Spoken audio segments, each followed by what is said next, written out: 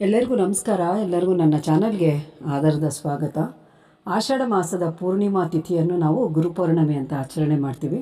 ನಾಳೆ ಅಂದರೆ ಜುಲೈ 29ನೇ ತಾರೀಕು ನಾವು ಗುರುಪೌರ್ಣಮಿಯನ್ನು ಆಚರಣೆ ಮಾಡ್ತಾ ಇದ್ದೀವಿ. ಸ್ನೇಹಿತರೆ, ಬನ್ನಿ ಇದರ ಬಗ್ಗೆ ಚುಟುಕಾಗಿ ನಾನು ನಿಮ್ಮೊಂದಿಗೆ ಶೇರ್ ಮಾಡ್ಕೊಳ್ತಾ ಇದ್ದೀನಿ.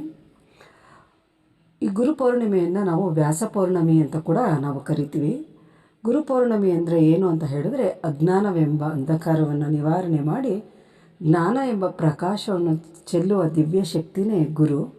ಆಧ್ಯಾತ್ಮಿಕವಾದ ಸಾಧನೆಯಲ್ಲಿ ನಮಗೆ ಗುರುವಿನ ಕೃಪೆ ಇಲ್ಲದೆ ಮುಕ್ತಿ ಅಥವಾ ಜ್ಞಾನೋದಯ ಸಾಧ್ಯ ಇಲ್ಲ ಎಂಬುದು ನಮ್ಮ ಸನಾತನ ಧರ್ಮದ ನಂಬಿಕೆಯಾಗಿದೆ.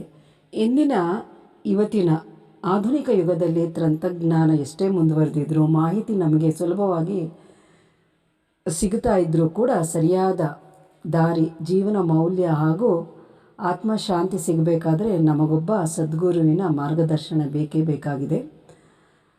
ಅದಕ್ಕೆ ಅಗತ್ಯವಾದ ಪೋಷಕರಾಗಿರ್ಬೋದು, ಶಾಲಾ ಕಾಲೇಜಿನ ಶಿಕ್ಷಕರಾಗಿರ್ಬೋದು, ಸಮಾಜಕ್ಕೆ ಒಳ್ಳೆಯದನ್ನು ಬೋಧಿಸುವ ಮಾರ್ಗದರ್ಶಕರು ಎಲ್ಲರೂ ಗುರುವಿನ ಸ್ವರೂಪನೇ. ಒಂದಕ್ಷರ ಕಲಿಸಿದಾತ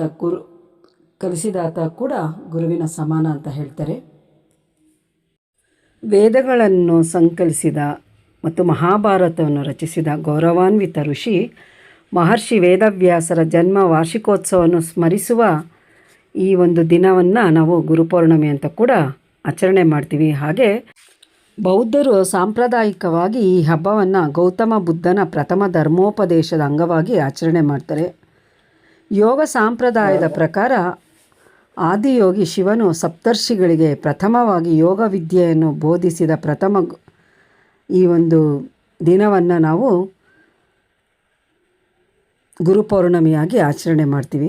ಸಾಧು ಸಂತರು ಮತ್ತು ಸನ್ಯಾಸಿಗಳು ಈ ದಿನದಿಂದ 4 ತಿಂಗಳ ವ್ರತ ಅಥವಾ ಚಾತುರ್ಮಾಸವನ್ನು ಪ್ರಾರಂಭಿಸ್ತಾರೆ. ಗುರು ಎಂದರೆ ಈಶ್ವರನ ಸುಗುಣ ರೂಪ.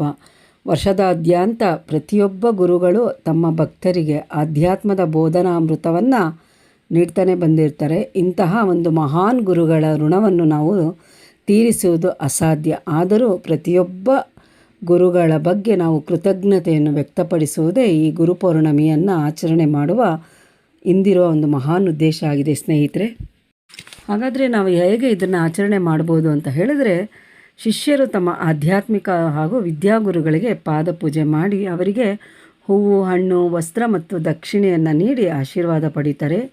ಈ ದಿನ ಭಗವದ್ಗೀತೆ, ಉಪನಿಷತ್ತುಗಳ ಅಧ್ಯಯನ ಮಾಡುವುದು, ಗುರುಮಂತ್ರವನ್ನು ಜಪಿಸುವುದು ಮತ್ತು ಜ್ಞಾನ ಚಿಂತೆಯಲ್ಲಿ ತೊಡಗಿಯುವುದು ಒಂದು ಶ್ರೇಷ್ಠವಾಗಿದೆ.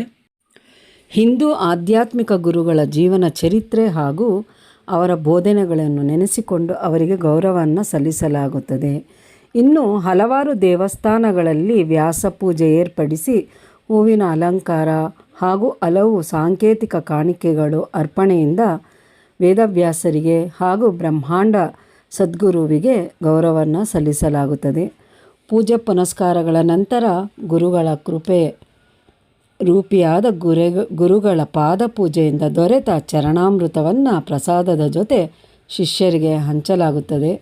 ಈ ದಿನ ವಿಶೇಷ ಮಂತ್ರಗಳಾದಂತಹ ವೇದವ್ಯಾಸರಿಂದಲೇ ರಚಿತವಾಗಿರುವ 214 ಶ್ಲೋಕಗಳುಳ್ಳ ಗುರುಗೀತಾ ಮಂತ್ರ ಪಠಣ ಇಡೀ ದಿನ ಮಾಡಲಾಗುತ್ತದೆ.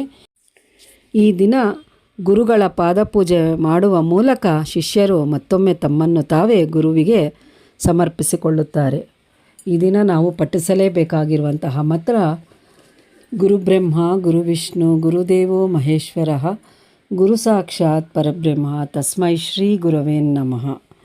ಇದು ಒಂದು ಗುರುಪೌರ್ಣಮಿಯ ಒಂದು ಚುಟುಕಾದ ಮಾಹಿತಿ ಇದಾಗಿತ್ತು. ಸ್ನೇಹಿತರೆ, ನಿಮಗೆಲ್ಲ ಈ ಒಂದು ವಿಡಿಯೋ ಇಷ್ಟ ಆಗಿರಬಹುದು ಅಂತ ನಾನು ತಿಳ್ಕೊಂಡಿದ್ದೀನಿ.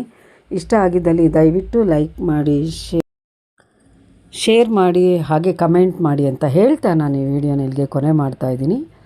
ಮುಂದೆ ಇನ್ನೊಂದು ಮಾಹಿತಿಯೊಂದಿಗೆ ನಿಮ್ಮನ್ನು ನಾನು ಭೇಟಿ ಆಗ್ತೀನಿ. ಅಲ್ಲಿವರೆಗೂ ಎಲ್ರಿಗೂ ನಮಸ್ಕಾರ.